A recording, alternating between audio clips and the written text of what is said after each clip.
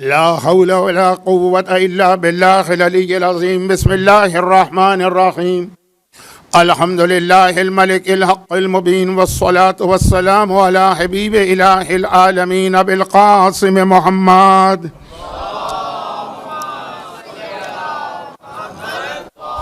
وآله الطيبين الطاهرين الذين أذهب الله عنهم الرجس وطهرهم تطهيرا.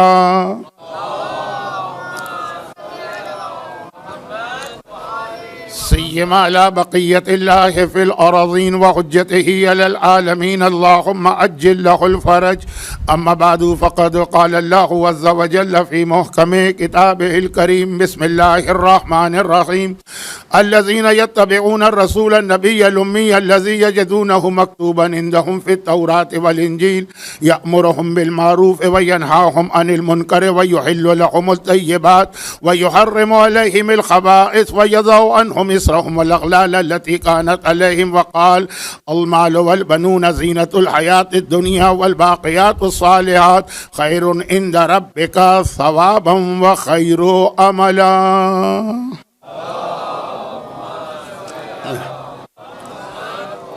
1447 ہجری یعنی 1447 ہجرہ کے اس ایام ازا کے چھٹے عشرے کا موضوع عظمت رسالت تو ہے، لیکن دو وجوہات کی بنا پر آپ کو یہ شروع کی کچھ تقاریر ذرا سا موضوع سے ہٹ کے نظر آئیں گی، اگرچہ موضوع رسالت رہے گا لیکن عظمت رسالت.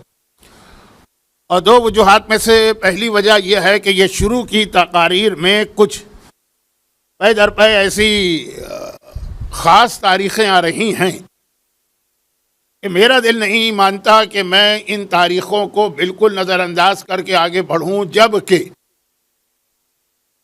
یہ تاریخیں جن ہستیوں یا شخصیات سے متعلق ہیں وہ سیرت رسول کا ایک بہت اہم حصہ بھی ہیں. جیسے کل کی مجلس فاطمہ بنت اسد کی وفات کی تاریخ تھی، تو میرا دل نہ چاہا کہ میں اس عظیم ترین شخصیت کا، جسے اللہ کے رسول نے امی بعد امی قرار دیا، اپنی ماں، میں بالکل نظر انداز کروں. اسی طرح آج کی رات دنیا کے ایک بڑے خطے میں شہزادی زینب کبریٰ کی وفات یا شہادت کی تاریخ مانی جاتی. اب شہزادی زینب کا کربلا سے تعلق اور کربلا سے پہلے خود پیغمبر اسلام کے حوالے سے تعلق، تھوڑا موضوع میں بھی رہیں گے، تھوڑا تاریخ کی مناسبت بھی رہے گی.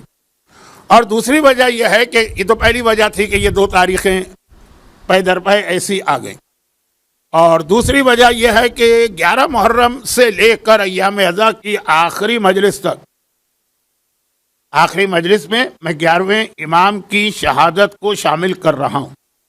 کل میں نے ایک جملہ کہا تھا نا، اس کو ابھی میں دوبارہ دہراؤں گا.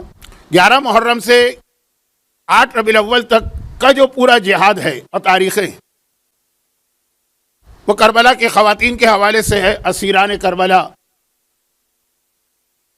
اور پیغمبر اسلام کی عظمت کا ایک بہت بڑا فائدہ جنہوں نے اٹھایا. ویسے تو قرآن نے کہا: لقد من اللہ علی المؤمنین اذ بعث فیہم رسولا، اللہ نے تمام صاحبان ایمان پر ایک خاص احسان کیا.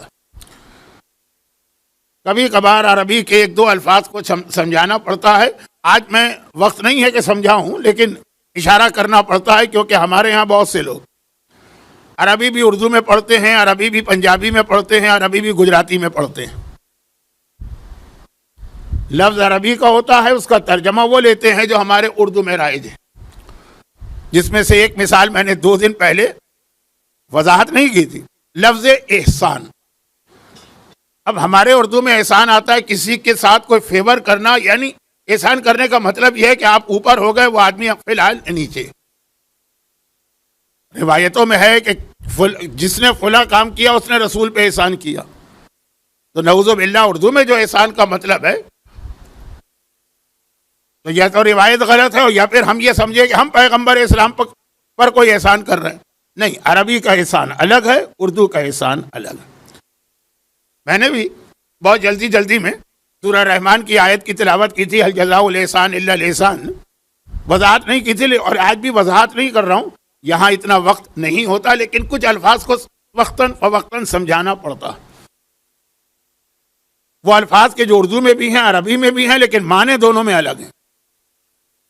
اب دوسرا بہت ہی مشہور لفظ ہے جو زبان پہ کبھی آتے ہوئے بھی لفظ لڑکھڑا جاتا ہے، لیکن اتنا مشہور لفظ ہے کہ بیان بھی کرنا پڑتا ہے، لفظ ذلیل۔ اب اردو میں ذلیل کتنی حقارت و پستی کے معنوں میں آتا ہے، عربی میں ذلیل ان معنوں میں تو نہیں۔ چنانچہ چوتھے امام کا مشہور فقرہ وقعدوا ذلیلا فی دمشق، اب جو اردو والے اس کے معنی لیں گے تو زبان پر یہ لفظ ہی نہیں آئے گا، لیکن لفظ عربی اور اردو میں مشترک ہے، معنی دونوں میں الگ الگ ہے۔ تو ایسی بہت ساری چیزیں ہیں۔ پھر ایک جملہ میں کہہ رہا ہوں کہ یہ ساری چیزیں ماہ مبارک رمضان میں بیان کرنا بھی ذرا اچھا لگتا ہے، اور اس زمانے میں ذہن بھی متوجہ ہوتے ہیں جب قرآن کی تفسیر کی جاتی ہے۔ قرآن کی تفسیر میں تو الفاظ ہی کا کھیل ہوتا ہے نا، کھیل تو نہیں، نعوذ باللہ، الفاظ ہی کی تشریح ہوتی ہے نا۔ لیکن اب چونکہ یہ 11 محرم کے بعد چوتھے امام کا فقرہ وقعدوا ذلیلا، اردو کے معنی ایسے ہیں کہ توہین امامت میں یہ لفظ آ جاتا، اور خود امام معصوم نے ارشاد فرمایا ہے، تو بیان بھی کرنا پڑتا ہے۔ ترجمہ اردو کا ایسا ہے کہ کلیجہ ٹکڑے ہو جائے، آدمی انسان کانپ اٹھے اگر وہ مانے۔ تو ایسے بہت سارے اور الفاظ ہیں، وقتاً فوقتاً میری تقریر میں اس کی جانب اشارہ ہوتا۔ تو اب جو بات ہوئی تھی نا کہ احسان، ہمارے عربی میں لفظ احسان کسی اور معنی میں بالکل الگ، وہاں پر یہ تک لفظ آئے گا کہ بولا کام کرو تم اللہ پہ احسان کر رہے۔ کوئی بندہ مومن اللہ پہ احسان کر سکتا ہے؟ کرنا تو دور کی بات ہے، سوچ بھی سکتا ہے، مگر ہیں بہت ساری نیکی۔ اب گڑبڑ کہاں ہوتی ہے کہ ہم نے لفظ عربی کا لیا ہے، ترجمہ اردو والا استعمال کر لیا۔ تو اب سوال یہ پیدا ہوتا ہے کہ جو اردو میں احسان ہے اس کو عربی میں کیا کہتے ہیں؟ اس کو عربی میں کہتے ہیں مننا۔ لقد من اللہ علی المؤمنین اذ بعث فیہم رسولا، یہ بھی عظمت رسول کا بہت اہم پہلو۔ قرآن کہہ رہا ہے کہ اللہ نے ایک احسان کیا ہے صاحبان ایمان پر کہ اپنے رسول کو ان کے بیچ میں بھیجا۔ یہ عظمت رسالت ہے کہ اتنی نعمتیں دینے کے بعد بھی لفظ احسان آیا رسالت کے حوالے سے، یہ احسان ہے۔ لیکن جملہ لمبا ہو گیا نا، تو اب آپ بھول گئے ہوں گے کہ یہ جملہ شروع کہاں سے ہوا۔ جملہ شروع یہاں سے ہوا کہ دوسری وجہ ہماری یہ شروع کی 3-4 مجالس کا ذرا سا لفظ عظمت سے ہٹ کر بیان، رسالت کا بیان چل رہا ہے، سارے واقعات سیرت رسول ہی کے میں 2 دن سے بیان کر رہا ہوں، آج تیسرا دن۔ تو دوسری وجہ یہ کہ اگرچہ اللہ کے رسول کا وجود اور دنیا میں آنا اور ہمارے اور آپ کے درمیان 63 ایئرز 63 سال زندگی گزارنا، قرآن نے کہا یہ تمام صاحبان ایمان پر احسان ہے اور رحمتاً للعالمین، وما ارسلناک الا رحمتاً للعالمین، ہم نے کائنات کے لیے رحمت بنایا۔ صاحبان ایمان پر احسان ہے، عالمین کے لیے وجود رسول رحمت۔ اب یہ جملے کو میں ابھی صرف یہ جو جملہ نہیں، قرآن کی آیت کو صرف ایک جملے میں بیان کروں ابھی، شاید ہو سکتا ہے کہ یہ آگے کی مجالس میں وضاحت کرنا پڑے، کیونکہ یہ عظمت رسالت کا حصہ، رسول کا وجود مومنوں کے لیے رحمت نہیں ہے، سب کے لیے رحمت، عالمین، مومنوں کے لیے احسان ہے، عالمین کے لیے رحمت۔ اور اگر رسول نہ ہوتے تو کیا ہوتا؟ اس وقت جو 6 ارب انسان ہیں، کیا انگریزی میں کیا کہیں گے، 6 بلین، یہ جو 6 بلین انسان ہے نا، اس میں کوئی وہ 5ویں امام والا واقعہ نا کہ وہ عرفات کے میدان میں جب ابو بصیر نے دیکھا کہ اتنے سارے لوگ اس سال حج کو آئیں، وہ ہر سال حج کرتے ہیں ابو بصیر۔ ایک تو ہے نا کہ آدمی پہلی بار حج کو جائے تو مجمع دیکھ کر اس کی آنکھیں پھٹ جائیں، جو پہلی بار 40 کی زیارت کے لیے کربلا جائے اور کبھی اس نے یہ دیکھا نہ ہو اپنی آنکھوں سے مطلب یہ کہ آج کل تو یہ یوٹیوب اور واٹس ایپ اور یہ سوشل میڈیا کے ذریعے سے اس طرح آپ دیکھ لیتے ہیں کہ جیسے خود آپ وہاں تھے، لیکن اگر خالی سنی سنائی بات ہوتی ہے اور کوئی پہنچ جائے تو مجمع دیکھ کر واقعاً بے ہوش ہو جائے۔ لیکن جو ہر سال جا رہا ہے، تو ابو بصیر ہر سال جاتے ہیں، چنانچہ اگر اس دفعہ وہ گئے اور وہ یہ کہیں کہ فرزند رسول اس سال کتنے لوگ حج پر آئے، یہ پچھلے سال بھی آئے تھے، یہ اس سے پچھلے سال بھی آئے تھے، یہ اس سے پچھلے سال بھی آئے تھے، تو اتنا فرق ہوگا نا مجمع میں. اگر 19-20 کا فرق ہوتا تو اتنا تعجب تو نہیں کرے گا نا آدمی، اتنا زیادہ فرق ہوگا. مثلا ہو سکتا ہے کہ جمعے کا حج پڑ گیا ہو اور عوامی غلط فہمی ہو کہ جمعے کا حج جو ہے وہ حج اکبر ہوتا ہے، اس لیے بہت لوگ آ جاتے ہیں، کوئی وجہ ہوگی. تو حیران ہو کر جب یہ کہا کہ فرزند رسول اس سال کتنے لوگ حج پہ آئے. سیرت رسول اور عظمت رسالت میں حج کی بھی ایک اہمیت ہے. میں ایک جملہ اور عرض کر دوں، پھر دوسرا جملہ عرض کروں، پھر اپنا تمیزی جملہ مکمل کروں. چوتھے امام نے جو عظمت رسالت دربار شام میں بتائی، اس میں صرف 2 باتیں موضوع بنائی.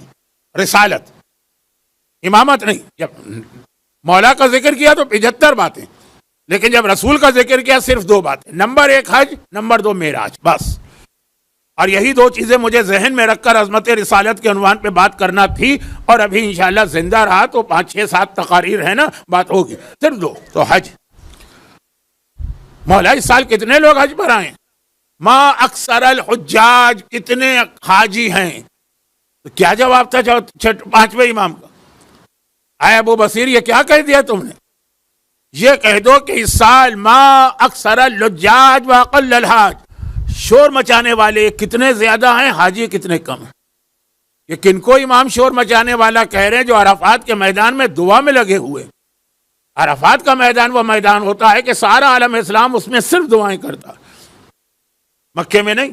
آپ کو خانہ کعبہ کے ذہن میں بیٹھ کے لوگ دنیا بھر کی سیاست اور پولیٹکس پہ بات کرتے نظر آئیں گے، فضول باتیں، غیبتیں، خاندانی جھگڑے، بہت ساری. عرفات نہیں. عرفات کے وہ 6 گھنٹے جو ہیں ظہر سے مغرب تک، خدا معلوم کیا حالت ہے کہ پورا عالم اسلام چینج ہو جاتا. دعائیں، توبہ، گناہ، آنکھوں میں آنسو، تڑپنا، بلکنا، بلبلانا، رونا. اور امام کہہ رہے ہیں یہ کہہ دو کہ شور مچانے والے کتنے، واقل الحاج، حاجی کتنے کم. بہت مشہور روایت ہے، میں کوئی نئی بات نہیں پڑھ رہا ہوں، وقت بھی کم ہے، مجھے جلدی جلدی آگے بڑھنا چاہیے. ابھی تو تمہید کے 3 جملے ہیں اور 1/4 مجلس کا وقت ختم ہو گیا. تو خلاصہ یہ کہ ابو بصیر جیسا صاحب بصیرت صحابی، 2 اماموں کا زمانہ دیکھا ہے، 70,000 حدیثیں نقل کی ہیں. چھٹے امام نے کہا کہ اگر یہ میری مدد نہ کرتے تو نبوت کے آثار مٹ جاتے. اتنا عظیم صحابی، لیکن وہ بھی حیران ہو گئے. عرفات کا میدان، حاجی بیٹھے، احرام پہنے ہوئے بیٹھے ہیں، سب ایک جیسے ہیں. وہاں چھوٹا بڑا امیر غریب کا فرق نہیں ہوتا ہے، یا کم از کم پہلے نہیں ہوتا تھا. جبکہ روایت مولا آپ ان کو شور مچانے والا کہہ رہے ہیں. امام نے کہا میں تم کو دکھا دیتا ہوں. اگرچہ امام زبانی بھی کہہ دیتے تو ابو بصیر ایک لمحے کے لیے شک میں نہ پڑتے، لیکن دکھا دیتا ہوں. آنکھوں پہ ہاتھ رکھا تو کیا ہوا؟ شاید بچوں نے واقعہ نہ سنا ہو، ابو بصیر نے دیکھا کہ وہی میدان ہے عرفات کا، وہی خیمے، اور وہی لوگ جو ہیں احرام پہنے ہوئے باہر بیٹھے، لیکن ابھی تو آدمی بیٹھے تھے، اب آدمی نہ رہے. کہیں شیر بیٹھا ہے، کہیں چیتا بیٹھا ہے، کہیں لومڑی بیٹھا ہے، کہیں گیدڑ بیٹھا ہے، کہیں خنزیر بیٹھا ہے، کہیں کتا بیٹھا. ہاں بیچ بیچ میں کہیں 100-200 کے بیچ میں ایک آدمی نظر آتا. امام نے فرمایا اسی لیے عرفات کے میدان کو عرفات کہتے ہیں. عرفات کے معنی ٹو ریکوگنائز، پہچاننا، پہچان. اس کی 6 وجوہات ہیں، وہ حج میں آپ کبھی سنیں گے. آج میرا موضوع آج حج نہیں، عظمت رسالت کا حصہ حج ہے، آج نہیں. تو عرفات کے میدان کی کو کہتے پہچان. اس میں ایک یہ ہے کہ مولا کی وہ حدیث من عرفہ نفسہ فقد عرفہ ربہ، جو اپنے نفس کو پہچان لے وہ رب کو پہچانتے ہیں. عرفات کے میدان میں ہر آدمی کی اصلی پہچان اتر کے سامنے آتی ہے. ہر آدمی کے اندر ایک جانور چھپا ہوا ہے، سوائے چند نیک روحوں کے. وہ ابھی ہمارے اور آپ کے سامنے وہ جانور نہیں آئے گا. یعنی وہ جانور کون ہے؟ ہو سکتا ہے ہم ہی وہ جانور ہوں، لیکن لوگوں کے سامنے نہیں آئے گا. کبھی ایسا ہوتا ہے نا، پیتل پہ آپ نے سونے کا پانی چڑھا دیا، وہ سونا جب وہ پانی اتر گیا اندر سے پیتل نظر آتا. ابھی بھی میں اخبار میں کل کی کوئی نیوز پڑھ رہا تھا کہ اس طرح کر کے کتنے $1,000 کا فراڈ کر دیا گیا.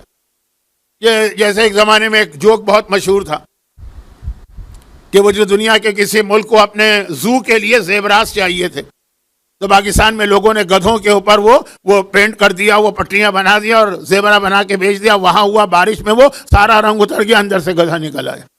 تو اب یہ تو میں ذرا چھوٹی ہلکی پھلکی بات کر کے کہ اندر سے کبھی حقیقت سامنے آ جاتی ہے، چاہے اوپر سے آپ نے کتنا ہی اس کے اوپر کوئی سونے کا پانی چڑھا دیا ہو، زیورے کا کلر کر دیا ہو، وہ بلیک وائٹ پٹیاں، جو آج تک حل نہیں ہوا ایک مسئلہ نا، انڈا پہلے پیدا ہوا کہ مرغی، اوہ میں کہاں جا رہا ہوں، وہ بلیک کلر کا ہے، اس پہ وائٹ پٹیاں ہیں زیبرا، یا زیبرا وائٹ کلر کا اس پہ بلیک پٹیاں، بہت بڑا مسئلہ دنیا میں بنا ہوا۔ کتنا فضول ٹائم ہے لوگوں کے پاس، اور شاید میرے پاس بھی فضول ٹائم ہے کہ میں کہاں چلا گیا۔ تو خلاصہ ہی کہ اندر کی حقیقت، بارش ہوتی ہے رنگ اتر جاتا ہے، حقیقت سامنے آتی ہے۔ زیبرے کی مثال مجھے اچھی نہیں لگی، اس سے اچھی مثال دے دوں کہ شاید ممبر پہ اتنا اچھا نہ لگے۔ بعض خواتین جو ہوتی ہیں نا، جب رات کو ان کا میک اپ اترتا ہے اور ان کے شوہر ان کو دیکھتے ہیں تو کتنا ڈر جاتے ہیں، کیونکہ جب وہ اوپر سے جو رنگ روغن میک اپ وہ ملمہ جب اترتا ہے تو کیا حالت ہوتی۔ یہ میں نے کیا بات کی، یہ بات میں نے کی جو شادیاں ہوتی ہیں نا اس طرح سے بنا سنوار کر خوبصورت۔ اچھا یہ آج کل کے بچے اس کو نہیں جانیں گے، ان کو وہ پتا ہے کہ وہ جو آج کل آئی فون وغیرہ میں وہ کیمرے کے اندر وہ فلٹر لگے ہوئے ہوتے ہیں، بس صورت کو خوبصورت بنا دو۔ تو اب یہ عرفات کا میدان حقیقت ظاہر کرتا ہے، وہ سارے فلٹر اتر جاتے ہیں، وہ سارا سونے کا پانی اتر جاتا ہے، وہ سارا میک اپ اتر جاتا ہے۔ لیکن اگر اللہ کا رسول اس دنیا میں نہ آتا تو 6 بلین جو دنیا کی آبادی ہے نا اس کی یہ کیفیت ہوتی، کہیں شیر بیٹھے ہوتے، کہیں چیتے بیٹھے ہوتے، کہیں ہاتھی بیٹھے ہوتے، کہیں گیدڑ بیٹھے ہوتے، کہیں پہ خنزیر ہوتے، کہیں پہ سور ہوتے، کہیں پہ لومڑیاں ہوتی، کہیں 100-200 کے بیچ میں ایک آدمی نظر آتا۔ کیوں؟ اس لیے کہ ماضی کے انبیاء کی امتوں پہ جو عذاب آیا، یہ جو میں نے جانوروں کی لسٹ بتائی ہے نا، یہ بہت ہی اتھینٹک روایت ہے کہ 39 جانور ایسے ہیں جو انسان تھے، اللہ نے ان پر عذاب بھیج کے ان کو جانور بنا دیے۔ یہ میں اکثر مجلسوں میں جملہ کہتا ہوں، لیکن چونکہ آج تو براہ راست یہ عظمت رسول سے متعلق جملہ، 39 جانور ایسے ہیں، اور میں نے کہا یہ بہت ہی ہمارے یہاں اتھینٹک حدیث ہے۔ بہت اتھینٹک حدیث کسے کہتے ہیں؟ جس پر ایک مرجی اور مجتہد حلال و حرام کا فتویٰ دے۔ حلال و حرام کا فتویٰ دیا جاتا ہے جب حدیث بہت ہی زیادہ اتھینٹک، جو اکثر ہمارے یہاں مستحبات مشہور ہے نا، ان کی حدیثیں بھی ضعیف ہیں۔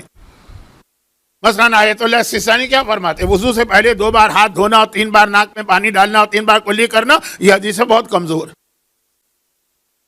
اس کو ہم مستحب کی ڈگری میں نہیں لیں گے۔ نئی بات ہوگی بہت سے لوگوں کے لیے کہ جب سے ہوش سنبھالا، بلکہ اس سے پہلے سے ہی جب والدین نے ٹریننگ دی ہوگی، 2 سال کے بچے کوئی چیزیں سکھائی ہوگی اور سکھائی ہے۔ یہ نہیں کہہ رہے ہیں آغا سستانی کس کو چھوڑ دیجیے، بات یہ کہہ رہے ہیں کہ حدیث بہرحال اس کی وہ معتبر نہیں، مستحبات اور مکروہات کی حدیثیں زیادہ تر کمزور ہیں، لیکن جب واجب و حرام کی حدیث آ جائے نا وہ بہت ہی اتھینٹک۔ پیغمبر کی خاصیت قرآن نے بتائی، یحل لہم الطیبات ویحرم علیہم الخبائث۔ بار بار اس کو نہیں دہراؤں گا کیونکہ آج کا موضوع کچھ اور ہے، ابھی تو تمہید کا جملہ ہی نامکمل۔ تو خیر وہ جو 39 جانور، اب اس پر فتویٰ کیا ہے؟ فتویٰ یہ ہے کہ کون سے جانوروں کا گوشت حلال ہے، کون سے جانوروں کا گوشت حرام ہے۔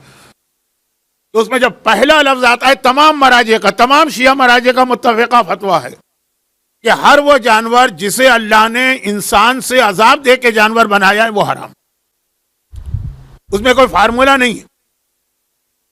جیسے ہماری ایک روایت مولا کے حوالے سے پڑھی جاتی ہے نا کہ یا امیر المومنین کون سے جانور حلال ہیں کون سے حرام ہے، اس کا فارمولہ بتائیے۔ ممبر سے ایک روایت پڑھی جاتی ہے جو اتھینٹک نہیں، امام نے فرمایا پانی کس طرح پیتا ہے اور سبزہ کس طرح کھاتا ہے، وہ ساری، کیونکہ کوئی ایسا فارمولہ نہیں ہے حلال و حرام جانور کا۔ فارمولہ نمبر 1، وہ تمام جانور جو انسان تھے عذاب خدا کے نتیجے میں جانور بنے، وہ تو مر گئے، لیکن اللہ نے اس شکل میں جانوروں کو پیدا کیا تاکہ جب اس کو دیکھو گے گناہ یاد آ جائے۔ مشہور ترین روایت جو آپ 21 رمضان کو سنتے ہوں گے، اس ممبر پہ میں نے کم از کم 50 دفعہ تو پڑھی ہوگی، اور میں تو کیا ہوں، آپ نے علماء سے سنا کہ وہ قوم جب داڑیاں شیو کرتی تھی اللہ نے ان کو بغیر چھلکے کی مچھلی بنا دی، وہ تو مر گئی مچھلی، وہ مچھلی مر گئی، لیکن اب اس شکل میں بغیر چھلکے کی مچھلی قیامت تک رکھیے تاکہ اس کو دیکھو تو داڑھی شیو کرنے کا عذاب اور گناہ تمہارے سامنے ہے۔ تو اب یہ آج کا موضوع نہیں، یہ شاید ایک موضوع بنے آگے چل کر. عظمت رسالت وہ کیا؟ وہ یہ ہے کہ چونکہ رسول رحمت للعالمین بن کے آئے، اس لیے وہی گناہ ہم کرتے، ہم مچھلی نہیں بنتے.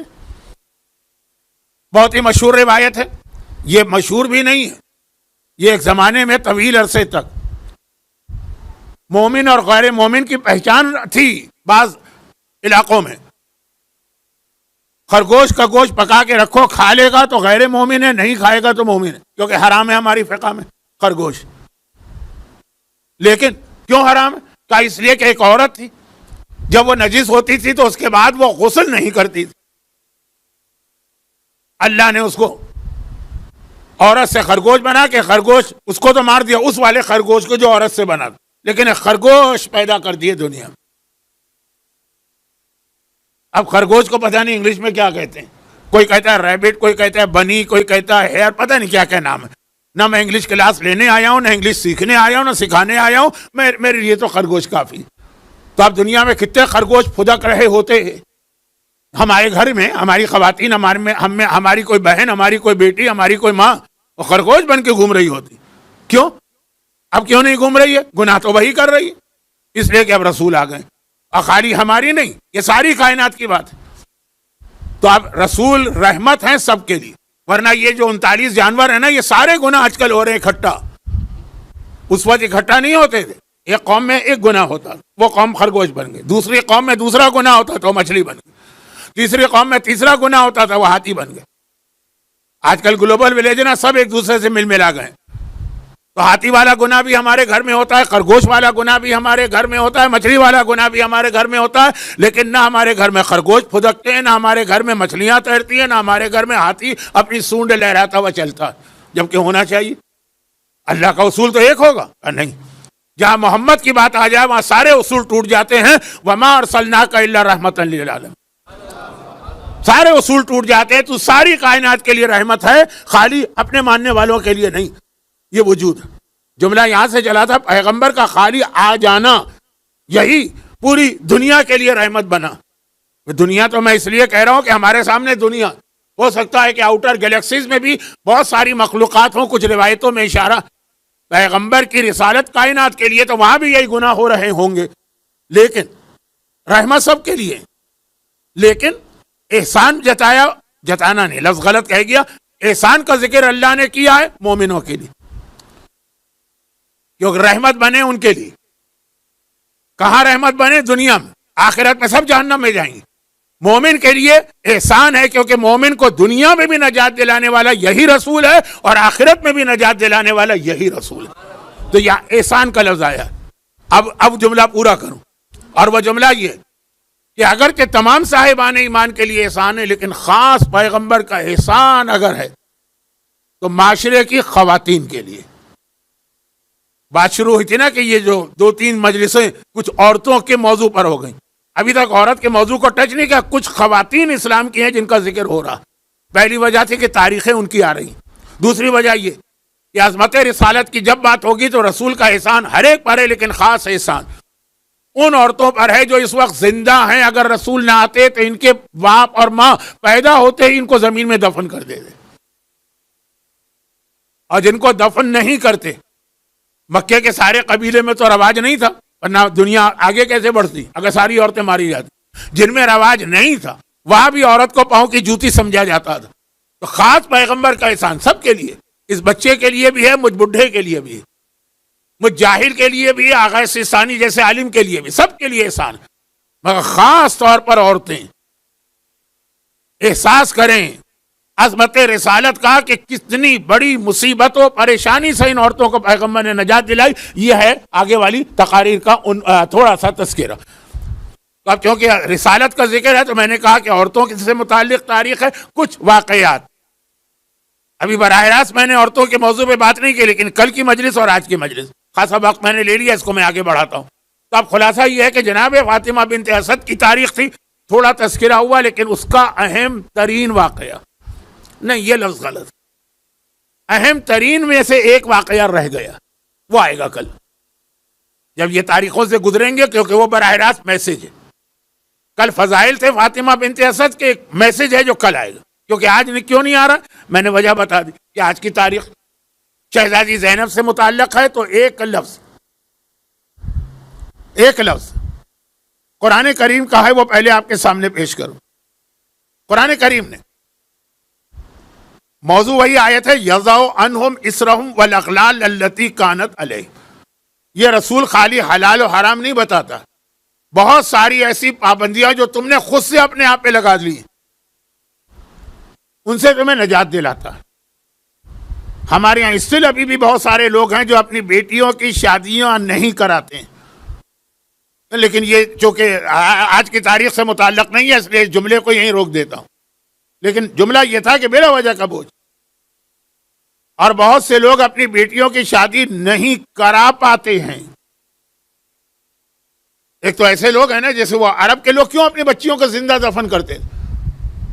آخر کیا ان کو پرابلم تھا؟ یہی پرابلم تھا کہ بچی کو اگر ہم نے زندگی گزارنے دی، یہ بڑی ہوگی، جوان ہوگی، شادی ہوگی، داماد آئے گا، داماد کے سامنے ہماری ناک کٹے گی یا مونچھ نیچی ہوگی. داماد کا رشتہ ایک ایسا رشتہ ہوتا، نہ رہے بانس نہ بجے بانسری، نہ رہے یہ بچی نہ ہی ہمارے گھر میں کوئی داماد آئے. وہ پوری بات ہے. جیسے ہندوستان میں راجپوتوں میں بھی بہت زیادہ رواج تھا، تو بعض ایسی قومیں ہمارے انڈین سب کانٹیننٹ میں جو ہندو سے مسلمان ہوئے، یہ والا خیال اب تک ان کے ذہن میں بیٹیوں کی شادی نہیں کراتے ہیں وہ لوگ. موضوع نہیں ہے، تو موضوع ہے کہ بوجھ، اور جو کرانا چاہتے ہیں اور کرا نہیں پاتے ان کا بوجھ کیا ہے؟ جہیز. اب اتنا بڑا یہ بوجھ ہے کس نے ڈالا ہے؟ کیا اسلام میں کوئی جہیز کا کنسپٹ ہے؟ لے دے کے آپ کو ایک ہی روایت ملے گی کہ شہزادی کو جہیز دیا گیا چاہے کم صحیح، مگر وہ بھی آدھی روایت ہے. آپ کو معلوم ہے نا شہزادی کے جہیز کا انتظام پیغمبر نے نہیں کیا ہے، مولا ہی سے پیسے لے کے پھر جہیز کا انتظام ہوا ہے. اب یہ ٹائم نہیں ہے نا کہ میں سارے واقعات تفصیل سے بتاؤں، اور اگر ٹائم ہوتا بھی تو کیا اس مجمع کو یہ باتیں بتانے کی ضرورت؟ باپ نے اپنی جانب سے کچھ نہیں دیا. ہاں، ماں کی بڑی خواہش تھی کہ میری بیٹی جو ہے وہ کم از کم شادی کے موقع پہ تو ایک نیا جوڑا پہن لے. تو جناب خدیجہ نے ایک لباس اپنی سہیلی کے پاس الگ سے رکھوایا تھا کہ جب کبھی میری بیٹی کی شادی ہوگی، میں تو نہیں ہوں گی دنیا میں، یہ جا کے تم دینا. کیونکہ اب لفظ سمجھ میں نہیں آ رہا کیا میں لفظ کہوں کہ نہ تو عظمت رسالت پہ کوئی حرف آنے پائے اور میسج بھی پہنچ جائے. ہمارے یہاں ایک واقعہ پڑھا جاتا ہے، یہ مشہور واقعات ہے اس لیے میں اس کا تذکرہ نہیں کر رہا، کہ وہ سائل نے آ کے سوال کیا تو مولا نے ایک اونٹ دی، قمبر سے کہا مثلا اونٹ دو. یہ واقعہ پڑھا جاتا ہے نا. ایک اونٹ دیا، قمبر حیران ہوئے، تو دوسرا دیا تو اور حیران ہوئے، مولا دو دے دیا آپ نے، تو کچھ تھوڑی سی بھیک مانگنے آیا تھا، تیسرا دیا. تو آخر میں یہی نا جب 100 اونٹ دیے تو قمبر بھاگے. نہیں، بھاگنا اچھا نہیں ہے، قمبر ذرا سے پیچھے ہٹ گئے. لوگوں نے پوچھا کیوں؟ کہا کہ مجھے ڈر لگا کہ دیتے دیتے کہیں مجھے بھی اٹھا کے نہ دے دیں اس ساحل کے پاس. اب ہمارے یہاں پڑھا جاتا ہے نا، یہ بہت مشہور واقعہ. یہ جناب خدیجہ کا خیال تھا. الفاظ بہت ہی مہذب انداز میں آنے چاہیے لیکن ٹائم نہیں، کہ اگر یہ جوڑا میں رسول کو دے کے گئی، رسول امانت میں خیانت نہیں کریں گے نعوذ باللہ، لیکن ایسا نہ ہو کہ کوئی ایسا فقیر آ جائے کہ پیغمبر یہ لباس اس کو دے دے، اور اس یقین کے ساتھ دیں گے کہ اگر میں یہ لباس دے دوں گا تو جو لباس کا مالک ہے خدیجہ، ان کو اعتراض کوئی نہیں ہوگا. کیونکہ واقعات بہت سارے ہیں کہ جناب خدیجہ طاہرہ سے پوچھے بغیر وہ چیز دے دی گئی. جو شریعت کا مسئلہ بھی ہے کہ اگر بیوی کو یقین کامل ہے کہ میں شوہر کا یہ پیسہ فلاں جگہ خرچ کر رہی ہوں، اس کو کوئی اعتراض نہیں، یا شوہر کو یقین ہے کہ بیوی کا پیسہ میں فلاں جگہ خرچ کر رہا ہوں، اسے کوئی اعتراض نہیں. یہ میں نے ایک آدھ جملہ اس لیے کہہ دیا کہ اعتراض آپ کے ذہن میں شیطان پیدا نہ کر دے. تو خلاصہ یہ، پیغمبر نے کچھ نہیں دیا بیٹی کو. ہاں، جو دیا وہ دنیا اور آخرت کی بادشاہی دی، وہ حق شفاعت دیا، وہ خمس کا تحفہ دیا، وہ فدق کا باغ دیا، وہ ساری چیزیں. میں شادیوں کی بات کر رہا ہوں. شادیاں بوجھ، یہ بوجھ ہے نا. چوتھے امام نے یہ کیوں جملہ ارشاد فرمایا جو میں 85 دفعہ پڑھ چکا ہوں، کہ 4 چیزیں غیرت مند کے لیے بوجھ بن گئی، جس میں پہلا جملہ تھا بنتن ولو کانا مریم. اگر گھر میں بیٹی بیٹھی ہو، باپ کی رات کی نیند اڑ جاتی، چاہے وہ بیٹی مریم جیسی صاحب فضیلت کیوں نہ ہو، مگر بیٹی بیٹی ہوتی. تو یہ بوجھ کہاں سے آیا؟ اللہ نے تو ایسا کچھ نہیں کہا نا کہ بیٹیاں بوجھ ہیں، بلکہ اللہ نے تو کہا بیٹیاں رحمت ہیں. پھر یہ بوجھ کیسے بنا؟ ہم نے خود نا جہیز کا تصور. کتنے لڑکے یہی خواب دیکھتے دیکھتے جوان ہوتے ہیں کہ شادی کریں گے تو یہ مانگیں گے، وہ مانگیں گے، وہ مانگیں گے، یہ ہماری ڈیمانڈ ہوگی، یہ لسٹیں ہوں گی. کتنی لڑکیاں بیچاری اس بات پہ مار دی جاتی ہیں. اور جب مارنا ممکن نہ ہو تو طلاق مل جاتی. طلاق دینا ممکن نہ ہو تو اتنا زیادہ گھر میں ساس نندیں شوہر کے ساتھ مل کے ظلم کرتی ہیں کہ وہ سوسائڈ کر لیتی. یہ کیسے بنا ماحول؟ یہ رسول نے تو نہیں بنایا. رسول نے تو الٹا کیا کہ عربوں میں بیٹیوں کی اتنی حقارت تھی، پیغمبر نے اس کو اتنا احترام عطا کیا. اب یہ ہے وہ بوجھ. سارے بوجھ نہیں، ان میں سے ایک یہ ہے جو قرآن نے کہا یحل لهم الطیبات ویحرم علیہم الخبائث ویضع عنہم اصرهم والاغلال التي كانت علیہم. اچھا، وہ لوگ جن گھرانوں میں بیٹیوں کی اتنی تحقیر نہیں کی جاتی، اتنی توہین نہیں کی جاتی، جہاں جہیز کا اتنا رواج نہیں. ہاں، میں تو مثلا شہر کراچی ہوں نا، ہمارے یہاں کراچی میں جہیز دیا جاتا، مگر وہ اتنا زیادہ ڈیمانڈنگ نہیں ہے جتنا کچھ اور علاقوں میں. وہاں دوسرے انداز سے ہر خاندان کے الگ مسئلے ہوتے ہیں نا. اگر میں نے کوئی پرابلم بتایا وہ آپ کے خاندان میں نہیں، آپ خوش ہو رہے ہوں گے کہ دیکھا ہاں یہ ہمارے یہاں تو نہیں، ہمارے یہاں دوسرے پرابلم. بیوہ کی شادی وہ تیار نہیں ہوتے لوگ اس کے اوپر. اب تھوڑا تھوڑا ماحول بدل رہا ہے، لیکن میں ایک جملہ کہتا ہوں. اللہ کے رسول کسی صحابی کے گھر میں گئے. اب دیکھیے شہزادی زینب کی رات ہے، لیکن براہ راست بات نہیں ہو پا رہی ہے، ابھی شروع کروں گا. لیکن رسول کے واقعات ابھی تک میں نے جو کچھ پڑھا وہ رسالت کے حوالے سے پڑھا. پیغمبر کسی صحابی کے گھر میں، کیوں؟ اس نے نیا گھر بنایا تھا یا خریدا تھا. لا ولیمۃ الا فی خمس. اسلام میں ولیمے کی دعوت جو ہے نا، خاص اہتمام کے ساتھ، یہ حدیث بہت معتبر ہے، صرف 5 موقعوں پر. نمبر 1 حج سے آؤ تو ولیمہ کرو، بٹ ایسا ولیمہ نہ کرو کہ جتنا حج سے ثواب کما کے آئے وہ سارا ضائع کر دو. آپ اخبارات میں بھی پڑھتے ہوں گے اور ویسے آپ کے علم میں بھی واقعات ہوں گے. بہت سے لوگ مثلا ان کا لاٹری کے اندر پہلا انعام نکل آیا جیک پاٹ تو خیر بہت بڑی بات ہے. یا ہمارے یہاں پاکستان میں رواج پرائز بانڈ نکل آیا، لاٹری نکل آئی. لاٹری حلال ہے کہ حرام ہے وہ ایک الگ بحث ہے. میری مثال سے غلط فہمی میں مبتلا نہ ہو. کچھ لاٹریاں حلال ہیں، کچھ حرام ہیں. لیکن بہرحال میں بتا رہا ہوں، آگے ایک بڑی رقم آ گئی. عقل مند آدمی ہے، سمجھدار آدمی ہے، اس پیسے کو وہ سلیقے سے خرچ کرے گا، اپنا پورا فیوچر اور مستقبل بنا لے گا. لیکن ایسا نہیں ہوتا. بھائی گھر بیٹھے دولت مل گئی نا، کوئی بغیر محنت کے تو اب جو اڑاتا ہے شروع میں صرف اپنی شان شوکت. یہاں پنجاب کے کچھ لوگ نظر آ رہے ہیں، ایک بہت اچھا پنجابی کا لفظ ہے، دل چاہتا ہے اس کو اردو کا لفظ بنا ہی دوں. ٹھور دکھانا. وہ جو دکھاتا ہے نا اپنے ٹھور کے جو پیسے ہمارے پاس آ گئے ہیں، اب وہ لباس، اب اس کی گاڑی، اب اس کا مکان، اب پیسے پھینکے جا رہا ہے، ضائع کر رہا ہے. اور جو تھوڑی بہت کسر رہ جاتی تو جیسے کہیں پہ اگر شہد ہو یا مثلا شکر ہو تو چونٹیاں آ جاتی ہیں نا، اس کو 2 صحباب ایسے گھیرے میں لے لیتے ہیں. آج یہاں دعوت ہے، وہاں پارٹی ہے، وہاں گھومنے جانا ہے. میں نے تو دیکھا کہ 40 سال یہاں محنت کر کے کمانے والے اپنی 7 پشتوں کے لیے کما چکے ہوتے ہیں، سب اڑا دیتے ہیں. اچھے لباس، اچھے مکان، اچھی گاڑیاں. یہ اسلام کے بہت اہم مسئلے ہیں اور سیرت رسول سے ان کا تعلق ہے. تو اب یہ حج سے جتنا کما کے لائے نا، وہ پرائز بانڈ نکل آیا، اس کی طرح کی حماقت نہ کرنا کہ جتنا کما کے لائے وہ سب اڑا دو ایک ہی دعوت کے اندر. وہ کیسے لوگ اڑاتے ہیں. مجھے بھی، میں تو بہرحال اب آپ سے کیا پردہ، آپ تو مجھے جانتے ہیں نا کہ میں سالوں سے حج پہ جا رہا ہوں، ورنہ تو کہتے ہوئے اچھا نہیں لگتا ہے، تو لگتا ہے اپنے حج کا ایڈورٹائز کر رہے ہیں. لیکن شاید کوئی آدمی ہی ایسا ہو اس مجمع میں جو یہ نہ جانتا ہو. میں نہیں جاتا حج کے ولی میں. لوگ تڑپتے ہیں کہ مولانا ہم نے آپ کے ساتھ حج کیا ہے، آپ آ جائیے نا ولیمہ. ایک دفعہ گیا، اوہو کیا ولیمہ میں نے دیکھا. حج کا ولیمہ، شادی کی بات نہیں ہو رہی، حج کا ولیمہ. پہلے تو دروازے پر نیوی کا بینڈ تھا جو نغمہ سرائی کر رہا تھا، اور اس کے بعد اندر ایک اسٹیج لگا تھا جس کے اوپر کوئی مشہور سنگر کھڑے ہوئے اپنے ہنر کا مظاہرہ کر رہے تھے. اور اس اسٹیج کے سامنے عورتیں اور مرد سب کے سب مکس گیدرنگ بغیر حجاب کے پہلو بہ پہلو بٹھائے گئے تھے. مکس گیدرنگ کے بھی دو طریقے ہوتے ہیں نا، کہ ادھر آپ نے کرسیاں لگائی عورتوں کی، ادھر کرسیاں لگائی مردوں کی، لیکن ایک ہوتا ہے کہ نہیں ایک ہی جگہ سب بیٹھے ہوئے ہیں. بیوی کسی کی ہے، اس کے کندھے سے کندھے ملائے کوئی اور بیٹھا ہے، بہن کسی کی ہے، کندھے سے کندھے ملائے کوئی اور بیٹھا. میں نے کہا یہ حج کا ولیمہ؟ ایسا تو شادی کا بھی ولیمہ ہو تو اس پہ اللہ کے رسول کی لعنت ہے. جتنا حج میں آپ کما کے لائے، 40 دن طواف کیے، نمازیں پڑھی، دعا عرفہ پڑھی، گھوڑے گڑگڑائے، شیطان کو کنکر مار کے اچھی طرح سے مار دیا آپ نے، وہ سارا ایک ولیمے میں ضائع ہو رہا. تو 5 ولیمے اسلام میں مستحب ہے، جن میں پہلا حج کا.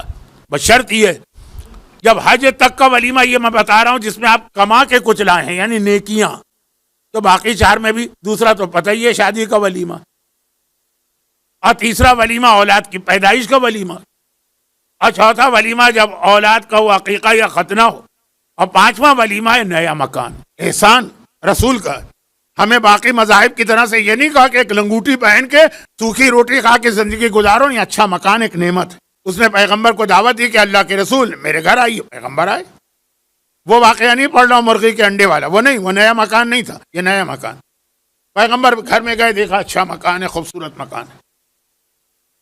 حیثیت کے مطابق لینا ہے، اپنی حیثیت سے بڑی جمپ نہ لگائیے. میں نے کہا نا کہ میں نے ان لوگوں کو دیکھا 40 سال انہوں نے خون پسینہ کر کے یہاں پیسہ کمایا، ایک کوٹھی بنائی اور سب ختم کر دی. پھر بعد میں وہ کوٹھی بھی بیچنا پڑی کیونکہ زندگی تو گزارنا ہے نا. تو خیر پیغمبر گئے، اچھا مکان جیسا ایک مومن کے لیے ہونا چاہیے. اور دیکھا کہ اس کے گھر میں جو کمرہ ہے نا اس کے اندر مثلاً ایک روشن دان ہے، وینٹیلیٹر. اب وہ زمانے میں سینٹرلی ایئر کنڈیشن مکان تو تھے نہیں وہاں، تو مکان میں کھڑکیاں بھی بنائی جاتی تھی اور وینٹیلیٹر بھی. پیغمبر نے فرمایا یہ تم نے کیوں بنایا روشن دان؟ کہا اللہ کے رسول تاکہ سورج کی روشنی بھی آتی رہے، دھوپ بھی آتی رہے، اور تازہ ہوا بھی. یہ تو پتہ ہے نا آپ کو کہ یہ دھوپ کتنی اہم ہے. بہت زیادہ ہو جائے تو اسکن کینسر ہوتا ہے، بہت کم ہو جائے تو کیا وٹامن ڈی کی ڈیفیشنسی ہو جاتی ہے، جو بہت بڑا پرابلم ہے. جو آج ساری دنیا ہاتھ دھو کے ہماری عورتوں کے پیچھے پڑی ہے کہ انڈیا پاکستان کی عورتوں میں 90% وٹامن ڈی کم ہوتا ہے کیونکہ وہ حجاب کرتی ہیں. خیر وہ ایک الگ چیز. تو اب یہ روشن دان، تازہ ہوا نعمت، سورج روشنی ایک نعمت، اور دھوپ یہ بھی ایک نعمت. اس لیے میں نے بنایا. پیغمبر نے کہا اگر تم اس میں ایک نیت اور ملا لیتے تو روشن دان یہی رہتا، فائدے وہی ملتے جو تم کہہ رہے ہو، ساتھ میں تمہیں اجر و ثواب بھی مل جاتا. یہ روشن دان بنا دے کہ میں نے اس لیے بنایا تاکہ اذان کی آواز میرے گھر میں آرام سے آ جائے. کوئی اس کے لیے الگ سے انتظام نہیں کرنا ہے، کوئی الگ سے وہی روشن دان جس سے ہوا چاہیے، دھوپ چاہیے، روشنی چاہیے. لیکن نیت میں اگر یہ آ جاتا کہ اس سے وہ جو مسجد سے اذان اور نمازوں کی آوازیں آ رہی وہ بھی پہنچے، عمل وہی کرنا ہے، خود بخود تمہارا اجر و ثواب بڑھ جاتا. یہ روشن دان قیامت کے دن تمہارے لیے اتنا اجر و ثواب لے کے آتا. تو ذرا سا اگر نیت میں اضافہ کر لیا جائے تو ایک عام سا جو انسان کا اپنا عمل ہوتا ہے نا وہ بہت بڑی نیکی بن جاتا ہے. تو اب بات یہ ہو رہی تھی کہ اللہ کے رسول کا یہ احسان جو ہے، بیٹیاں تمہیں دی، رحمت عطا کی، ان کو پالو گے پوسو گے. بلکہ میری ایک مجلس ہے، شاید میں نے پچھلے سال یہاں بھی پڑھی تھی، یاد نہیں آ رہا. پوری مجلس کا ایک موضوع تھا. وہ کیا موضوع تھا؟ نبی کا پڑوسی کون ہوتا ہے. اب اس کے اندر میری مجلس کے 2 حصے ہوتے ہیں. پہلا حصہ ہوتا ہے کہ اس دنیا میں بعض انبیاء کو ایسے ایسے پڑوسی ملے کہ اللہ کی پناہ، شیطان کے بھی کان کاٹے. لیکن آخرت کے اندر جنت میں نبی کا پڑوسی کون ہوگا؟ پھر واقعہ پڑھا کہ حضرت موسیٰ نے کہا میرا پڑوسی کون؟ خدا نے کہا فلاں، پورا ایک واقعہ. حضرت عیسیٰ نے کہا میرا پڑوسی کون؟ پورا ایک واقعہ. پڑوس کی بڑی اہمیت ہوتی ہے نا کہ آپ کے برابر میں کون رہ رہا ہے برابر کے مکان میں. تو اس کے اندر اللہ کے رسول نے بعض اوقات خود سے بتایا کہ جنت میں میرا پڑوسی کون ہوگا. موسیٰ کو اللہ نے پیغام دیا کہ فلاں شہر میں جاؤ وہ تمہارا پڑوسی، وہ قصائی. عیسیٰ کو اللہ نے پیغام دیا فلاں جنگل میں جاؤ وہ جو عورت درخت کے نیچے ہے وہ تمہاری پڑوسی. اور بھی انبیاء کے واقعات، تو پورا ایک موضوع بن گیا نا پڑوس کا. پیغمبر نے خود ہی امت کو بتایا کہ جنت میں میرا پڑوسی کون ہوگا. جنت جنت جنت.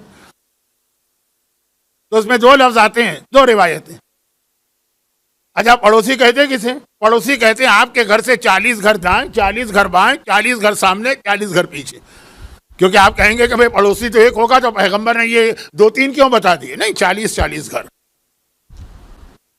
البتہ یہ بھی لفظ 40 جو میں نے کہا نا کل، داڑھی 40 قدم سے نظر آئے، 40 سمجھانے کے لیے ہوتا ہے، لیکن اطراف کے گھر. ایک روایت وہ ہے انا و کافل الیتیم کا ہاتین. یہ بھی وہ حدیث ہے جس میں پیغمبر نے خالی زبان سے نہیں کہا، کچھ دکھا کے کہا، 2 انگلیاں ملائی. میں اور یتیم کی پرورش کرنے والا کا ہاتین اس طرح جنت میں ساتھ ہوں گے جیسے یہ 2 انگلیاں ساتھ. اللہ کے رسول آپ کس یتیم کی کفالت کی بات کر رہے ہیں؟ کسی بھی مسلمان کا کوئی یتیم ہو، بلکہ غیر مسلم کا بھی. تو آپ کے گھر کے جو یتیم ہیں ان کو میدان کربلا اور میدان شام میں کیا امتحان دینا پڑا؟ آخری مجلس کا وقت ختم ہوتا ہے، یہاں سے ربط مصائب بھی بنتے ہیں لیکن چھوڑ. اور دوسرا کہا کہ جس نے 4 بیٹیاں پال کر ان کی شادی کی اور اپنے گھر سے عزت و آبرو سے رخصت کیا، میں اور وہ جنت میں پڑوسی. دنیا میں کتنا بڑا بوجھ. ایک بیٹی بوجھ ہوتی ہے باپ کے لیے، اس کی زندگی گزر جاتی. اور کہاں 4 بیٹی. اور پھر باپ اور بیٹی کا رشتہ سے سمجھ میں پھر بھی آتا ہے کہ باپ واقعاً بیٹیوں کے لیے قربانی دیتے ہیں. مولانا ہم اپنے لیے تو نہیں کما رہے نا، ہمارا گزارا تو ایک معمولی تنخواہ میں بھی ہو جاتا ہے. ہماری 2 بیٹیاں، 3 بیٹیاں، ان کی شادی کرنا ہے، ان کا انتظامات. کتنے لوگ ایسے ہیں صحراؤں میں اپنا خون جلاتے ہیں، پسینہ، محنت، پسینہ، یہ سب اپنے لیے نہیں کرتے، ان کا گزارا تو ہو جائے گا. لیکن ہمارے پاس دوسری ایک روایت بھی آتی ہے کہ باپ اور بیٹی کا تو ایک رشتہ ہے بہرحال، بھائی اور بہن. ہمارے ہیں ایسے نیک اور سعادت مند بھائی جو اپنی بہنوں کی شادی کی خاطر اپنی شادی کو ڈیلے کر دیتے ہیں. لیکن آج کا زمانہ آپ کو پتا ہے نا کہ اب کیا کہتے ہیں، سفید خون سفید ہو گیا. آج کا زمانہ جب لوگ والدین کو یاد نہیں رکھتے، بہنوں کو کون یاد رکھے گا؟ بھائی بہن کا رشتہ بھی. اب آپ جو میری مجلس کے شروع میں ہے نا وہ سمجھ رہے ہوں گے کہ تقریر کس بھائی بہن کے رشتے کی جانب جا رہی، لیکن پہلے ایک ذمہ داری ہے بھائیوں کی. اتنا بوجھ بھی بہنیں نہ ڈالیں کہ بھائی بیچارہ مر جائے. اور ایسا بھی نہیں ہے کہ بھائی پہچانے ہی نہیں اپنی بہنوں کو. اچھا یہ جو اب 40 کی آپ نے زیارت کی ہے یا کبھی اس سے پہلے کی ہے، تو 40 کی زیارت کے حوالے سے جیسے ہی زیارت کا لفظ آتا ہے 40 کی زیارت، آپ کے ذہن میں کیا نام آتا؟ جابر ابن عبداللہ انصاری. 40 کی زیارت اسلام میں آئی ہے جابر ابن عبداللہ کے ذریعے سے. کربلا کے یہ پہلے زائر اور 40 پہ یہ کربلا پہنچے. فقط آپ کو ذرا سا دنیا کی خبر بھی دے دی جائے، گرچہ آپ اس سے بہتر جانتے ہیں کہ آپ الحمدللہ بہت اچھی جگہ بیٹھے. بہت سارے فتنے یہاں آتے ہی نہیں ہیں ان علاقوں میں. پورا یورپ اور امریکہ اس وقت ہمارے ممبروں پر، اور خاص طور پہ جو انگلش اسپیکر ہوتے ہیں، ایک بلا وجہ ایشو جیسے ہی 40 تاریخ قریب آئی بحث چھڑ جاتی.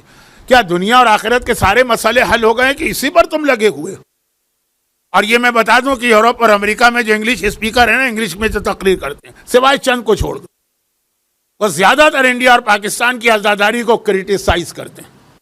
جھوٹی عزاداری، غلط روایت بڑھا چڑھا کے پیش کرنا. چونکہ مجھے معلوم ہے کہ گلف کے علاقے کے رہنے والے اکثر لوگ یہاں سے ریٹائرمنٹ کے بعد یا جاب چھوڑ کے جاتے وہاں، وہ پاکستان واپس جانے والے کم ہوتے ہیں. کینیڈا جاتا ہوں، بعض اوقات پہچان نہیں پاتا کہ کینیڈا میں مجلس پڑھ رہا ہوں کہ مثلاً گلف میں پڑھ رہا ہوں. اتنے مومنین یہاں جو مجھ سے مل چکے ہیں، میں تو یہاں 45 سال سے آ رہا ہوں نا، 44 سال، وہ سب وہاں ملتے ہیں. تو یہ وہاں کا بہت بڑا فتنہ ہے. اور میں اکثر کہتا ہوں کہ کیا ضرورت ہے اس مسئلے پہ بحث کرنے کی؟ کون سا دنیا اور آخرت کہ اہل بیت کربلا آئے ہی نہیں. شام سے رہا ہونے کے بعد اہل بیت کربلا آئی نہیں ہے. انڈیا کی روایت ہے، پاکستان کی طرف سے جھوٹی ایک حدیث بنائی گئی ہے. یہ ہمارے علماء، یہ ہمارے ذاکرین رلانے کے لیے الٹی سیدھی باتیں. یہ ممبر اور یہ بچے جنہیں کچھ اپنی ہسٹری نہیں پتا، یہ تو پھر بھی اردو سمجھ رہے ہیں. وہاں تو بچے اردو نہیں سمجھتے نا، تو جو انگلش میں کہا جا رہا ہے سمجھتے ہیں یہی حق ہے. ہر سال یہ مسئلہ کھڑا ہوتا ہے، اور پھر وہ اس طرح سے بات کرتے ہیں جیسے آج تک محمد ابن یعقوب کلینی سے لے کے آغا سیستانی تک ان سے بڑا ریسرچ اسکالر کوئی نہیں گزرا. اور فلاں کتاب میں لکھا، فلاں کتاب میں لکھا، اور باقاعدہ کمپیوٹر لے کے کیلکولیشن کرتے ہیں کہ کوفے سے شام کا راستہ اتنے دن کا ہے تو شام میں اتنے دن کی قید ہے، تو پھر واپسی کا راستہ اتنے دن کا ہے، تو اگر کربلا سے 11 محرم کو چلے تو کیا 40 کے دن واپس آ سکتے ہیں ودن 40 ڈیز، اور اگر آپ کہیں کہ 1 سال کے بعد آئے ہیں تو اتنی کیا لمبی قید. اب یہ سارا کمپیوٹر لے کے بیٹھے ہیں اور کربلا کے واقعے کا نعوذ باللہ پوسٹ مارٹم کر رہے ہیں. یہی غلطی اس نے کی تھی 1990 میں ڈاکٹر رشاد نے، جس نے اپنے کمپیوٹر کے سسٹم کی وجہ سے سورہ توبہ کی آخری 2 آیتوں کو قرآن سے نکال دی. وہ الگ موضوع ہے جو میں آیت کو ابھی 2-3 دن کے بعد بلکہ کل ہی سے شروع کروں گا. ابھی تو میں نے صرف ایک بار تلاوت کیا. تو اب یہ ساری ریسرچ ہو رہی، مگر یہ ساری ریسرچ کرنے والے بھی اس بات پہ متفق ہیں کہ جابر ابن عبداللہ کربلا ہیں اور 40 کے دن آئے ہیں، اور سب سے پہلے زائر جابر کے کربلا آنے، زیارت کرنے اور 40 کے زیارت کرنے میں کوئی شک نہیں. میں تو اہل بیت کے حوالے سے بھی مانتا ہوں کوئی شک نہیں ہے، لیکن وہ بات کر رہا ہوں یہ بچے جو اردو نہیں سمجھتے اور انگلش اسپیچز یا شریک ہوتے ہیں یورپ امریکہ میں، یا انٹرنیٹ اور آن لائن اور یہ سب سنتے ہیں، وہ بھی سب مانتے ہیں جابر. تو جابر 40 کے حوالے سے کتنی اہم شخصیت، مگر خالی 40 کے حوالے سے نہیں، جابر کی اپنی بہت اہم پرسنالٹی. اللہ کے رسول، اب یہ عظمت رسالت. مکے میں جب تک تھے مظالم برداشت کر رہے تھے، ابو جہل، ابو لہب، ولید، عتبہ، شیبہ کے نا. ہجرت کی ذرا سی ایک محفوظ جگہ ملی. ہجرت کیوں کی؟ مدینے والوں نے آ کر کہا یا رسول اللہ آپ کہاں بیٹھے ہیں دشمنوں کے بیچ میں، آئیے ہم آپ کے لیے آنکھیں بچھانے کو تیار ہیں.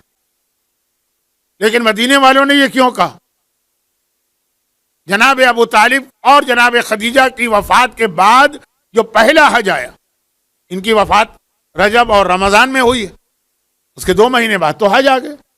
اس میں جابر اپنے 6 یا 10 دوستوں کے ساتھ حج کرنے آئے تھے. اسلام نہیں آیا ابھی، مسلمانوں کا حج بھی ابھی نہیں ہے، لیکن حضرت ابراہیم نے جو حج قائم کیا تھا اس میں اور آج کے حج میں تقریباً ایک جیسا حج ہے. وہ حج کرنے آئے، پیغمبر سے وہاں اتفاقاً ملاقات ہو گئی مینا کے میدان، اور جابر اسی وقت اسلام قبول کیا.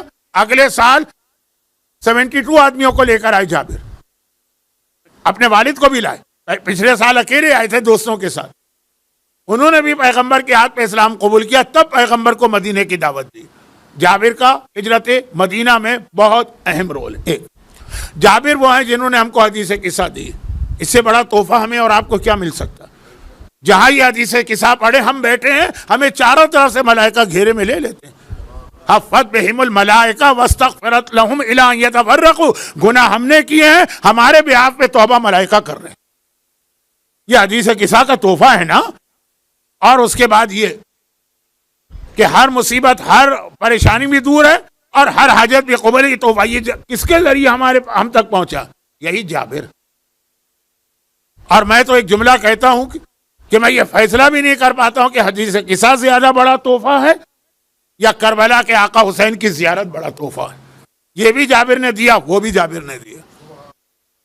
اور پھر وہ آخری بات تو آپ اتنا سنتے، اللہ کا رسول اپنے فرزندوں میں 5ویں امام کو سلام بھجوا رہا ہے جابر کے ذریعے سے. اور بہت سارے صحابی بھی تھے نا، لیکن خاص جابر کا انتخاب کیا کہ جاؤ جا کے میرے اس بیٹے کو سلام پہنچاؤ. اور جابر پریشان تھے، بہت عمر ہو گئی تھی، 80 سال سے زیادہ. ایسا نہ ہو کہ اس سے پہلے میں مر جاؤں، لیکن اطمینان بھی تھا. جب رسول نے کہا سلام پہنچاؤ تو یقیناً زندہ رہوں گا. وہ جابر کے حالات میں پڑھیے. یہ جابر جو ہے نا، ان کا ایک واقعہ. اب یہ سارے تو جابر کے فضائل تھے، پیغمبر کو دعوت دینے والے، مدینے کی حکومت قائم کرانے والے، پیغمبر کی ہجرت کا سبب بننے والے، حدیث قصہ کے راوی، کربلا کے پہلے زائر، 5ویں امام کو، یہ سارے فضائل ہیں نا. اب آئیے جابر کی سیرت کا ایک اہم واقعہ سنیں. وہ ہے سیرت جس کے ذریعے سے جابر اتنے بلند ہیں، یا یہ کہیے کہ جابر اتنے بلند ہیں تو واقعہ بھی اہم ہے. وہ کیا؟ اللہ کے رسول ایک سفر پہ گئے، پیغمبر کی ایک عادت تھی کہ عام جو سفر ہوتے ہیں، جنگ والے نہیں، عام جو سفر ہے. پھر میں بتا دوں کہ میری ساری تقریر پیغمبر کے واقعات کے اندر کیونکہ یہ تاریخ ہے. وہ تو پیغمبر کی عادت تھی کہ عام طور پہ جب قافلے چلتے تھے تو پیغمبر پیچھے رہتے تھے. اسی وجہ سے جو امام جماعت کے لیے حکم ہے کہ جب نماز پڑھاؤ تو مسجد کے آخری نمازی تک کا خیال کر کے پڑھاؤ کہ تم جو نماز پڑھا رہے وہ تمہارا ساتھ دے سکے گا. بہت بوڑھا تو نہیں ہے، رکوع سجدے میں اس کو زحمت تو نہیں ہو رہی، اس کو زیادہ ٹائم تو نہیں چاہیے، اور اسے الحمد کے بعد کا سورے میں کھڑے ہونے میں زیادہ دقت تو نہیں ہے، چھوٹا سورہ پڑھو. یہ ساری چیزیں وہ پیغمبر کا طریقہ تھا کہ جا رہا ہے قافلہ، یہ کوئی جنگی قافلہ نہیں، خاص پیغمبر کا قافلہ بھی نہیں، قافلے جا رہے ہیں، پیغمبر نے جوائن کر لی، پیچھے رہتے. کوئی بوڑھا رہ جائے، کوئی بیمار ہے، کوئی سوتا ہوا نہ رہ جائے، آخر میں چیکنگ کر کے جاتے ہیں. رات کا اندھیرا. اور ایک مرتبہ پیغمبر، اب یہ واقعہ نہیں پڑھتا ہوں پورا، اس کا ایک ٹکڑا. تو پیغمبر نے دیکھا کہ قافلہ چلا گیا، اندھیرا ہے رات کا. ایک نوجوان وہ قافلے میں بہت سلو چل رہا اور کہہ رہا ہے کوئی میری مدد کرنے والا، میں اکیلا ہوں. پرانے زمانے میں اکیلا سفر ممکن نہیں. پیغمبر نے کہا کون ہو تم؟ کہا یا رسول اللہ، آپ کی آواز پہچان لی نا، میں جابر ابن عبداللہ ہوں. پیغمبر گئے کیا بات ہے؟ کہا یا رسول اللہ یہ میرا اونٹ ہے، پتہ نہیں اس کو کیا ہو گیا، چل ہی نہیں رہا، بہت ہی رفتار اس کی سلو. وہ پورا واقعہ سنیے گا، یہ عظمت رسالت کا واقعہ ہے. پیغمبر نے کہا کہ اچھا. قریب گئے، اپنا وہ جو اونٹ چلانے کے لیے سونٹی یا چابک ہوتا ہے وہ اونٹ سے لگایا خالی. پھر تو کیا اونٹ کی رفتار ہو گئی، کیا فراری کی رفتار ہوگی. وہ جو ریسنگ میں گاڑیاں آتی ہیں، کون سی آتی ہے، منگانی، فراری، پتہ نہیں کیا کیا. اونٹ ایک دم کھڑا ہوا، اتنے تیزی سے دوڑنے لگا. پیغمبر نے کہا جابر، اب اونٹ کو روکا اور اونٹ سے اپنے اونٹ کی زبان میں بات کی کہ میرے ساتھ ساتھ چل. اب وہ پیغمبر کے ساتھ چل. جابر تم جوان ہو گئے ہو. جابر کے باپ جنگ احد میں شہید ہوئے. یہ جنگ احد کے بعد کا واقعہ. اب تک تم نے شادی کی کہ نہیں کی؟ کہا نہیں یا رسول اللہ، بابا کی شہادت کے بعد میں نے شادی کر لی. وہ جو ہمارے ہاں شادی جو ہے نا ایک ایسا بوجھ ہوتا ہے کہ زندگی آدمی کی گزر جاتی شادی کے خرچے کے لیے.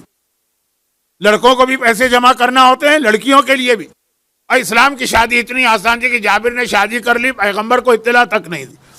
علم رسالت کی بات نہیں کر رہا ہوں، ظاہری طور پر ہم تو پہلا کارڈ لے کے رسول کی خدمت میں پہنچتے ہیں، اور یہاں پیغمبر کو اطلاع بھی نہیں دی دنیاوی اعتبار سے. جو میں اکثر کہتا تھا اپنے قافلے والوں سے، اب تو خیر خود بخود عمل ہو رہا.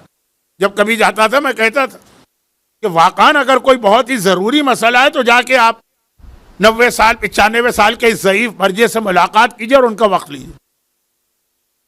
اور اگر کوئی ایسی بات نہیں ہے اور آپ ایک دفعہ پہلے زیارت بھی کر چکے تو آپ ذرا دیکھیں، ان کی عمر دیکھیں اور ان کی ذمہ داریاں دیکھیں، اور جس طرح سے سارے دنیا کے معاملات کو وہ چیک کریں دیکھیں، اور پھر وہ ہم کو وقت دیں.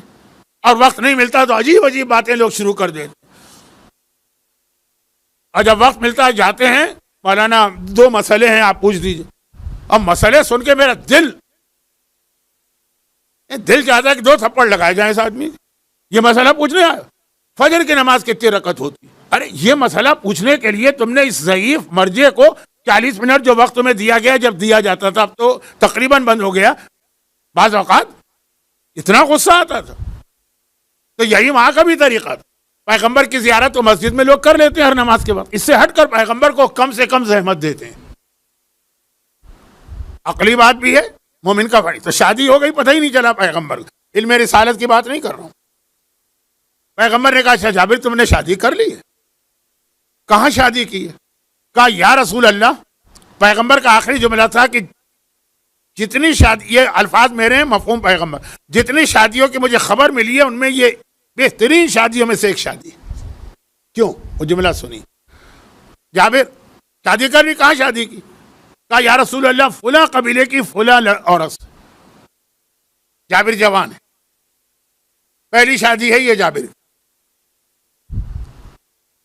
اور جس عورت کا نام لیا اس کی عمر بھی جابر سے زیادہ ہے، اور آلریڈی وہ شادی شدہ تھی، بیوہ ہو چکی تھی.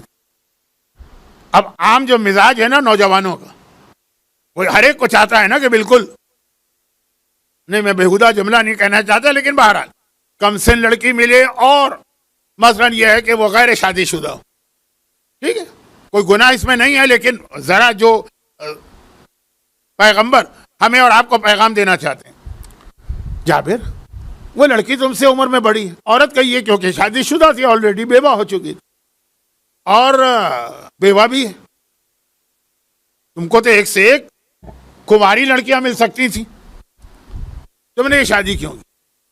جابر کا جواب تھا کہ یا رسول اللہ میرے بابا کی شہادت جنگ احد میں اچانک ہو گئی،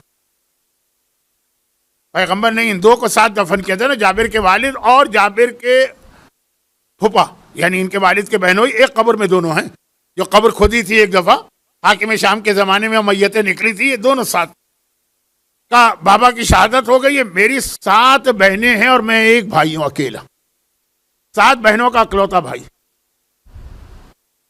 عمر میں بڑا ہوں، ساری مجھ سے چھوٹی، میں نے دیکھا کہ میں مرد، اب یہ بچیاں ہیں ان کو پالنا ہے، عورتوں کے بہت سارے مسائل ہوتے ہیں جو بہن اور بھائی کے درمیان بھی ڈسکس نہیں ہو سکتے، باپ اور بیٹی کے درمیان بھی، اگر میں کسی کم سے لڑکی سے شادی کروں تو کیا میری بہنوں کو پالے گی؟ وہ خود اتنی چھوٹی ہوگی کہ ابھی اس کو ٹرین کرنا ہوتا ہے، اب یہ میری بہنیں ان کے لیے مسئلہ بن جائے گا، میں نے اپنی بہنوں کا خیال کرتے ہوئے کہ ان کو ایک میچور، ایک تجربے کار عورت کی ضرورت ہے سرپرستی میں، اپنے سے، اب یہ نہیں کہہ رہے کہ جابر میں 20 سال کا ہوں تو میں نے 120 سال کی عورت سے شادی کی ہے، لیکن 2 سال 4 سال ذرا بڑی، ذرا تجربے کار، تاکہ میری بہنوں کو جو ماں جیسی ایک سپرویژن چاہیے وہ ان کو مل جائے، اس لیے میں نے شادی کی، بھائی قربانی دے رہا ہے اپنی بہنوں کی شادی کی خاطر، اچھا یہ کوئی بہت بڑی قربانی تو نہیں ہے، لیکن ہے بڑی قربانی کا میرا مطلب کیا تھا کہ معلوم ہے کوئی بہت غلط سلط عورت سے شادی کر لے،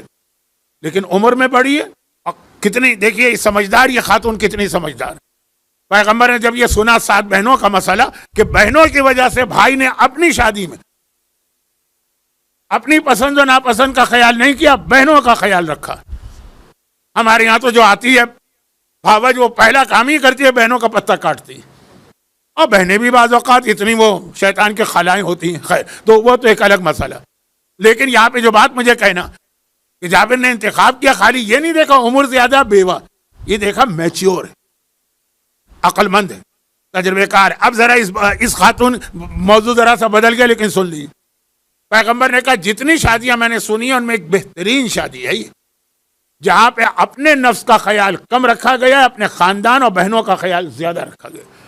میں جانتا ہوں اس مجمع میں ایسے نوجوان ہیں جو صرف اپنی بہنوں کی شادی کی خاطر بڑی زحمتیں اٹھا کے گرمیوں میں خون پسینہ ایک کر کے پیسے جمع کر رہے تاکہ بہنیں ان کی سکون کے ساتھ رخصت ہو جائیں، لیکن خالی میں نے کہا نا کہ خالی یہ نہیں ہے کہ بھئی مولانا نے واقعہ پڑھ لیا اب تو ہم کو ڈھونڈنا ہے کہ کوئی بڑی عمر کی عورت دیکھنا ہے چاہے کوئی بھی مل جائے، نہیں، یہ دیکھنا ہے اس کی عقل بھی دیکھنا، اب ذرا اس کی عقل مندی دیکھی، اور یہ واقعہ جو آپ سنیں گے نا یہ امام زمانہ سے ذرا سے جا کے ملے گا، لیکن بعد میں، ابھی نہیں، بعد کب؟ شب جمعہ میں امام زمانہ پہ بات کرتا ہوں نا، منگل اور بدھ 2 راتوں کے بعد، ذرا عقل مندی دیکھی، خاتون، جو لوگ بہت بعد میں آئے ان کو بتا دوں کہ میری مجلس شروع ہوئی تھی کہ اللہ کے رسول اگرچہ ساری کائنات کے لیے رحمت بن کر آئے، سارے مومنوں کے لیے احسان اللہ نے کیا، لیکن خاص خواتین کے لیے پیغمبر اللہ کا ایک خصوصی تحفہ تھا۔ جابر کے فضائل بھی میں نے جان بوجھ کے پڑھے، کیوں؟ 2 وجوہات سے، نمبر 1 ایک تو آپ یہ سن لیں کہ جابر نے شادی جو کی، اتنا صاحب فضیلت،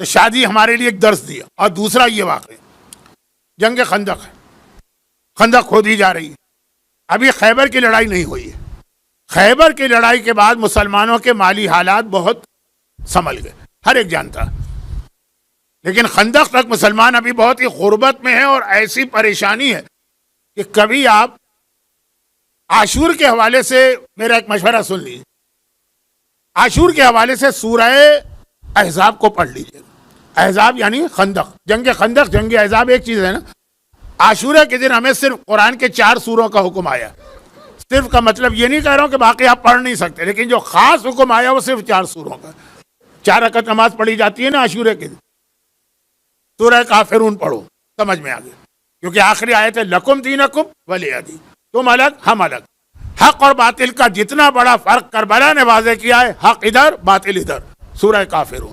پوری کبھی میری اس پر مجلس سنیے گا تو وہ ایک الگ بات ہوگی، لیکن اشارہ، پوری مجلس کا وقت نہیں ہے تو اشارہ ہو جائے۔ دوسرا سورہ کون سا پڑھا جاتا ہے؟ سورہ قل هو اللہ۔ حسین کی ساری قربانی توحید پروردگار کے لیے تھی، جو اقبال نے کہا اپنے خون سے صحرا میں لا الہ الا اللہ لکھ دیا، اور معین الدین چشتی اجمیری نے کہا حقا کے بنا لا الہ اس حسین۔ سورہ توحید کربلا کے لیے سورہ توحید، یہ جہاد کربلا ہے، قل هو اللہ احد، ایک ہے اس کائنات۔ تیسرا ہے سورہ منافقون، سمجھ میں آ جاتا ہے کہ سارے منافق کربلا میں جمع ہیں، جلدی سے حسین کو شہید کرو، نماز کا وقت فضیلت نکلا جا رہا ہے۔ اس سے بڑا نفاق کیا ہوگا کہ جو باعث نماز ہے، جس کی وجہ سے نماز بڑھی، جس کی وجہ سے نماز بچی، جو نانا کی پشت پہ سوار ہوتا ہے تو نانا کی نماز کو طولانی کیا جاتا ہے، اس کے گلے پہ خنجر چلانا ہے کیونکہ ہماری نماز ڈیلے ہو رہی ہے۔ تو سورہ منافقون سمجھ میں آتا ہے۔ چوتھا سورہ جو پڑھایا جاتا ہے وہ سورہ احزاب۔ اس کا کیا عاشور سے ربط بن رہا؟ وہ کبھی اس نیت سے یہ سورہ پڑھیے گا، خالی ترجمہ نہیں، میں کچھ جملے بھی نہیں کہہ رہا ہوں، وقت نہیں ہے، مجھے اس وقت ممبر سے اتر آنا چاہیے تھا، ابھی مصائب کا بیان باقی۔ اب سنی، اس کے اندر منظر دیا گیا کہ کتنا سخت وقت تھا مسلمانوں کے لیے خندق کا۔ پیغمبر خندق کھود رہے ہیں، اور ایک مرتبہ خندق کھودنا آسان نہیں ہوتا، خالی آپ سے کہا جائے ایک آدمی کی قبر کھود لو، دانتوں پسینہ آ جائے، اور پورے اصحاب رسول اور سب بھوکے ہیں، پیٹ پہ ایک ایک پتھر باندھا ہوا ہے تاکہ بھوک نہ لگے، اور پیغمبر بھی ساتھ میں خندق کھود رہے ہیں۔ ایک دفعہ پیغمبر کا کرتا ذرا ہٹ گیا، جابر کی نگاہ پڑی، پیغمبر کے پیٹ پہ 2 پتھر بندھے۔ آپ مسلمانوں کے پیٹ میں 1 پتھر ہے، پیغمبر کے پیٹ پہ 2 پتھر بندھے۔ جابر کچھ کر تو نہیں سکے، سیدھا اپنے گھر آئی یہی خاتون، اور کہا کہ میں نے اللہ کے رسول کی وہ بھوک دیکھی۔ 2 پتھر کا مطلب یہ کہ سب سے زیادہ اس وقت بھوکے رسول، بھوکے کا مطلب نعوذ باللہ لفظ توہین آمیز ہو گیا، فاقے کے عالم میں رسول، کچھ ہے ہمارے گھر میں کھانے کو؟ اب پورے مسلمانوں کی غربت کا ایک بکری کا چھوٹا سا بچہ ہے اور تھوڑا سا آٹا، ایک آدمی کے کھانے پر میں نے تمہارے اور اپنے لیے رکھا تھا، چھوڑو ہم اور تم، اللہ کے رسول کے لیے کھانا تیار کرو، بکری کے بچے کو ذبح کرو، گوشت بناؤ، آٹے سے روٹیاں تندور میں لگاؤ، میں پیغمبر کو بلا کے لاتا۔ صرف ایک آدمی کا کھانا ہے۔ بیوی نے، عقل مند بیویاں اسی طرح برے وقت کے لیے کچھ بچا کے رکھتی ہیں، بیوی نے اپنے اور اپنے شوہر کے لیے بچا کے رکھا تھا۔ نہیں، رسول گئے، یا رسول اللہ میں نے آپ کی کیفیت دیکھی ہے، اب یہ تو نہیں کہا کہ میں آپ پہ رحم کر رہا ہوں یا ہمدردی کر رہا ہوں، توہین، دل چاہتا ہے آپ کی دعوت کروں، آئیے آپ میرے گھر تشریف لائیے۔ کل بھی میں نے کہا تھا مومن کا تحفہ رد کرنا، مومن کی دعوت رد کرنا، جب تک کہ کوئی جینین ریزن نہ ہو۔ خیر، تو آئیے یا رسول اللہ، پیغمبر ٹھیک ہے، اس دعوت میں کوئی خرابی نہیں ہے، جابر جیسا مخلص صحابی کہہ رہا ہے تو کیا آ رہا ہے؟ چنانچہ پیغمبر تیار ہوئے جابر کے ساتھ چلنے کے لیے، لیکن عجیب کام کیا پیغمبر نے، عجیب کام کیا۔ خندق سے نکلے، میدان میں کھڑے ہوئے، اور ایک مرتبہ کہا کہ اے مسلمانوں آ جاؤ، آج جابر کے گھر میں ہماری دعوت، ہم چل کے کھانا کھاتے۔ اوہو، جابر نے سر پکڑ لیا، یہ کیا ہو گیا؟ ایک آدمی کے بھر کا کھانا تھا کہ میرے لیے بھی نہیں تھا۔ اب یہ جو کہا تو سارے مسلمان پیٹ پہ پتھر باندھے بھوکے ہیں نا۔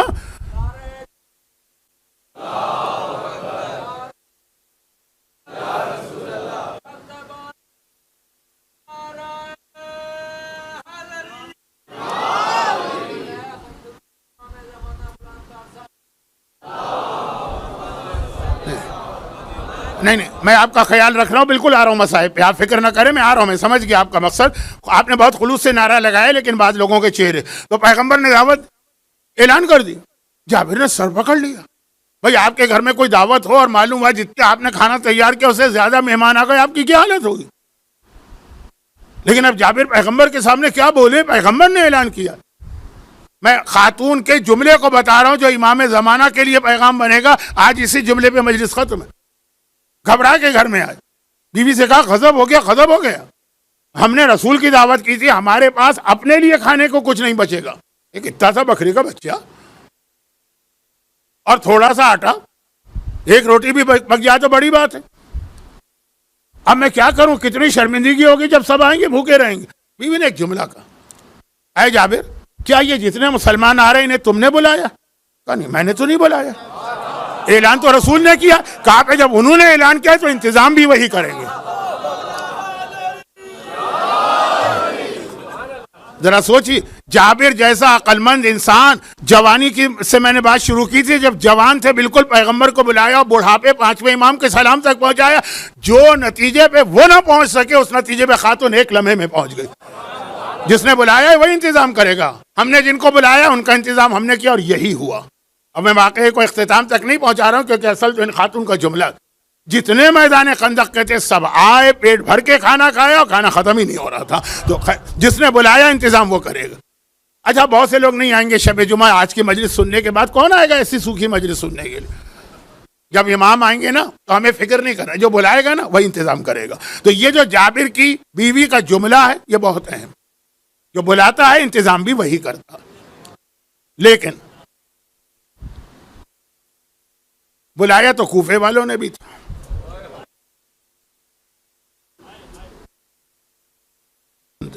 پڑھتے ہیں وَبَشِّرِ الصَّابِرِينَ الَّذِينَ إِذَا أَصَابَتْهُمْ مُصِيبَةٌ قَالُوا إِنَّا لِلَّهِ وَإِنَّا إِلَيْهِ رَاجِعُونَ۔ عام طور پہ شام غریبہ یا عاشور کی فاقہ شکنی میں یہ آیت پڑھی جاتی، حسین کے لیے ہے نا، کیا لقب ہے؟ بشر الصابرین، صابر کا۔ حسین جیسا صابر کوئی ہوگا کائنات؟ جہاں ابراہیم کے ہاتھ کانپ اٹھے تھے بیٹے کے گلے پہ چھری رکھتے ہوئے، حسین کی کیفیت دیکھ۔ چنانچہ حسین نے ایک سے ایک امتحان دیا، صبر سے وہ صرف کوفہ وہ موقع تھا۔ صبر کا مطلب کیا ہے کہ حسین نے کہیں معجزہ نہیں دکھایا، صرف کوفے میں معجزہ دکھایا۔ کیوں؟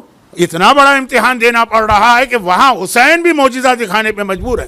مجبور کا لفظ میں اس مجبوری کی وجہ سے نہیں بتا رہا ہوں، یہ محاورتاً۔ اکبر کے کلیجے میں برچی تھی اتری، حسین نے کوئی معجزہ نہیں دکھایا۔ اصغر کا گلا چھدا، حسین نے کوئی معجزہ نہیں دکھایا۔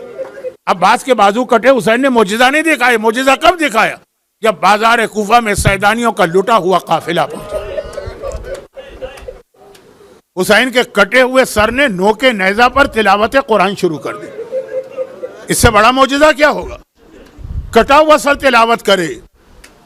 چنانچہ یہ اتنا عجیب معجزہ تھا کہ سارا کوفہ ایک مرتبہ اپنی اپنی جگہوں سے سمٹ کے حسین کے کٹے سر کے قریب آ گئے۔ تو حسین نے معجزہ کیوں دکھایا؟ کہا اکبر کی برچھی برداشت ہے، اصغر کا چھدا گلا برداشت ہے، عباس کے کٹے بازو برداشت ہے، قاسم کے بدن کے ٹکڑے برداشت ہے۔ دیکھیں آج مجلس سے پہلے یہی مرثیہ پڑھا گیا تھا نا، یہ سب برداشت۔ یہ برداشت نہیں ہو رہا کہ زینب و کلثوم کے کھلے سروں پر نامحرموں کی نگاہ پڑے، یہ برداشت نہیں ہو رہا۔ معجزہ کیوں دکھایا؟ تاکہ سارا وہ اوباشوں کا مجمع، نامحرموں کا مجمع یہ معجزہ دیکھ کر جو اب تک زینب و کلثوم کو دیکھ رہا تھا وہاں سے ہٹ کے اس کٹے سر کے قریب آ جائے۔ اور ان کو دیکھنے کا موقع کیوں ملا؟ ابن زیاد کا حکم آیا، عمر ساتھ قافلے کو لے کے بازار کوفہ میں داخل ہوا ہے نا، اس کو جلدی سے دربار میں جاؤں۔ ابن زیاد کہتا ہے نہیں، قافلے کو بازار میں روک دو۔ کیوں؟ دو وجہ بتاتا ہے۔ پہلی وجہ یہ بتاتا ہے کہ ابھی میرے دربار کی ڈیکوریشن اور سجاوٹ نامکمل ہے۔ محمد کی نواسیاں بے محمل و عماری کے اونٹوں پر جلتے سورج کے نیچے بیٹھے رہیں گے۔ دربار کی سجاوٹ زیادہ اہم ہے۔ اور دوسری وجہ ہے کہ یہ کیا ہوا کہ ایک بار تم قافلے کو لے کے نکل آئے، ابھی تو لوگوں نے دل بھر کے دیکھا بھی نہیں۔ میرا دل چاہتا ہے کہ کوفے کا ایک ایک مرد محمد کی نواسیوں کو اچھی طرح سے دیکھے۔ غیرت مند حسین برداشت نہ کر سکا، جس نے اس سے پہلے کہیں معجزہ نہ دکھایا، کٹے ہوئے سر نے تلاوت کر کے سارے مجمع کو اپنی جانب کھینچ لیا۔ مگر یہ تو پھر بھی میرا وہ امام ہے جس کا صبر کائنات میں سب سے بڑا، لیکن جو صبر میں اس کے بعد ہے، غیرت میں شاید اس کے برابر ہی ہے، وہ عباس۔ ان کے سر پہ کیا گزری؟ غیرت عباس تو حسین کی غیرت سے کم نہیں ہے نا۔ وہاں کیا ہوا؟ 11 محرم کا قافلہ چلا، روایت میں یہ ہے کہ کٹے سر نو کے نیزہ پہ لگائے جا رہے ہیں۔ ایک سر ہے جسے جب نیزے پہ لگایا گیا وہ زمین پہ گر پڑا۔ 3 بار کوشش کی گئی، تینوں بار وہ زمین پہ گرا۔ آخر عمر سعد نے کہا میں دیر ہو رہی ہے، میں کوفہ پہنچنا ہے، خولی ایسا کر یہ کٹا سر اپنے گھوڑے کی گردن میں باندھ لے۔ اور جب گھوڑا چلتا ہے اور گردن جھکا کے دوڑتا ہے، یہ سر زمین سے ٹکراتے ٹکراتے جاتا۔ مولا سجاد سے کسی نے پوچھا مولا یہ کس کا سر تھا؟ مولا نے سر جھکا کے کہا یہ میرے چچا علمدار کربلا ابو الفضل العباس کا سر تھا۔ راوی نے کہا لیکن مولا یہ سمجھ میں نہیں آتا، عباس کا سر نو کے نیزہ پہ ٹھہرا کیوں نہیں؟ ہائے اب میرے مولا سجاد آنکھوں میں آنسو آئے، کہا تو نے سوال نہیں کیا، میرے سینے میں برچھی ماری ہے برچھی، تجھے کیا پتا میرا چچا کتنا غیرت مند تھا، جس نے کبھی گھر کے صحن میں اپنی بہنوں کا کھلا سر نہ دیکھا، وہ نو کے نیزہ سے اپنی بہنوں کو کھلے سر کیسے دیکھتا کہ نامحرموں کی نگاہ پڑ رہی ہے۔ ہائے میرا غیرت مند چچا نو کے نیزہ پر سر ٹھہر نہ سکا۔ خدا بندہ میرے مظلوم آقا جن کا لقب ہی باب الحوائج ابو الفضل العباس کی اس غیرت کا واسطہ، جو ان کے مسائب پہ روئے اور گریہ کیا، اس گریے کے تو فعل انہیں ان کے گھروں کو ان کے گھر والوں کو ہر آفت و پریشانی سے محفوظ فرما باب الحوائج کا واسطہ ان کی ساری حاجتیں پوری فرما، مرحومین کی مغفرت فرما، ظہور امام میں تعجیل فرما۔ ربنا تقبل منا انک انت السمیع العلیم۔